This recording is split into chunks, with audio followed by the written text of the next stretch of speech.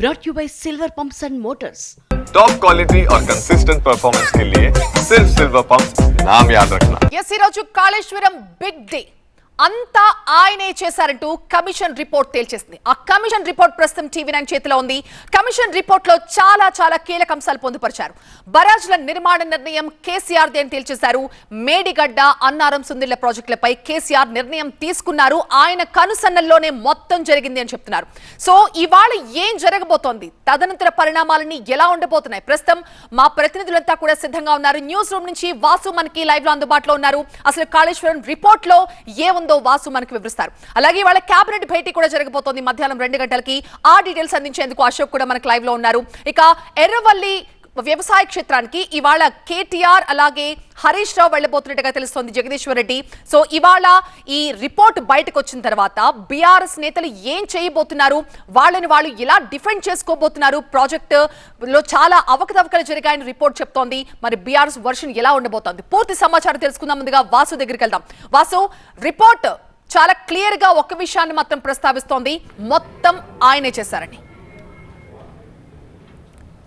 Yes, పూర్తి స్థాయిలో ఇప్పుడు కాళేశ్వర కమిషన్ రిపోర్ట్కి సంబంధించి మొత్తం ఇప్పుడు కమిషన్ ఇచ్చిన రిపోర్ట్ ఆధారంగా చూస్తే వీళ్ళని కేసీఆర్ వైపు చూపిస్తున్నాయి. ఎందుకంటే బ్యారేజీల నిర్మాణానికి సంబంధించి, బ్యారేజీల మార్పులకు సంబంధించి కూడా కేసీఆర్ సూచిస్తేనే అప్పటి అధికారులు గారు వాళ్ళందరూ కూడా మార్చారన్నట్టు కూడా ఆ విషయాన్ని ప్రస్తావిస్తూ కాళేశ్వరం రిపోర్ట్ అయితే వచ్చిన పరిస్థితులకు ఉంది. పూర్తి స్థాయిలో దానికి సంబంధించి అన్నారం, సుందిల్లా, మేడిగడ్డ ఈ మూడింటికి సంబంధించి మార్పుల విషయంలో ఖచ్చితంగా కేసీఆర్ పాత్ర ఉంది అంటూ కూడా ఇటు కమిషన్ తేల్చి చెప్పిన పరిస్థితులకు ఉంది. ఒక పక్క ఈ బ్యారాజుల నిర్మాణ సమయంలో వ్యాప్కోస్, కేంద్రకి సంబంధించిన పరిధిలో ఉన్న వ్యాప్కోస్ని పట్టించుకోలేదు, వాళ్ళు ఇచ్చిన రిపోర్ట్ను కూడా తొక్కిపెట్టారంటూ కూడా చెప్తున్న పరిస్థితులకు ఉంది. దీంతోపాటు ఇటు అప్పట్లో ఉన్న ప్రభుత్వ పెద్దలతో పాటు 16 మంది అధికారుల్ని దీంట్లో వాళ్ళ తప్పిదాలు ఉన్నాయంటూ కూడా ఇటు కమిషనర్ రిపోర్ట్లో పూర్తిగా తేల్చినట్టు మనకు స్పష్టంగా కనిపిస్తుంది. ప్రధానంగా చూసుకుంటే ఇక్కడ మనం రిపోర్ట్ చూడవచ్చు. మొదటగా అప్పుడు ముఖ్యమంత్రిగా ఉన్నాడు, ప్రస్తుతం మాజీ ముఖ్యమంత్రి కేసీఆర్ పేరు చేర్చారు. తర్వాత ఇరిగేషన్ మంత్రిగా ఉన్న హరీష్ రావు, తర్వాత ఇప్పుడు ప్రస్తుతం బీజేపీలో ఉన్నారు, అప్పుడు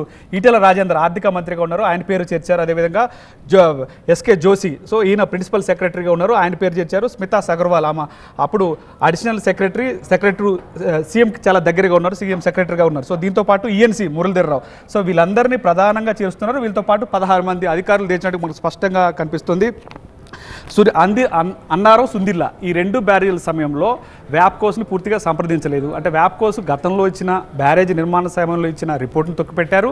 అంటే లొకేషన్స్ మార్పు అనమాట, అంటే బ్యారేజీలకు సంబంధించి లొకేషన్స్ మార్పు సమయంలో కూడా వ్యాప్కోస్ని సంప్రదించలేదు అంటూ కూడా ప్రధానంగా ఆరోపించింది. దాంతోపాటుగా నిధుల అవకతవకలు జరిగాయంటూ కూడా దానికి సంబంధించి కూడా కొన్ని వ్యాఖ్యలు చేశారు. దాంతోపాటుగా ఇటు విధానపరమైన అంశాల్లో కూడా ఖచ్చితంగా ఎక్కడ రూల్స్ పాటించలేదంటూ కూడా చెప్పిన పరిస్థితి నెలకొంది. దీంతో పాటుగా పూర్తిగా ఇటు కేసీఆర్ మీదే చూపిస్తున్నారు. ఎందుకంటే బ్యారేజీల నిర్మాణ సమయంలో ఖచ్చితంగా ఆయన మార్పు చేయాలి అని అధికారుల మీద ఒత్తిడి తెచ్చినట్టు కూడా ఇటు కాళేశ్వర కమిషనర్లు ఒక విధంగా చెప్పకనే చెప్పిందని మనకు చెప్పుకోవాలి. పూర్తి స్థాయిలో దానికి సంబంధించి నీళ్ళ నిలుపుదల, ఎందుకంటే ఈ బ్యారేజీలలో నీళ్లు కూడా పూర్తి స్థాయిలో నిలుపుదల ఉంచాలి అని అప్పటి సీఎం కేసీఆర్ ఆదేశించాడంటూ కూడా అధికారులు కాళేశ్వరం కమిషన్కి చెప్పిన పరిస్థితి మనకు కనిపిస్తోంది స్పష్టంగా. దీంతో పాటుగా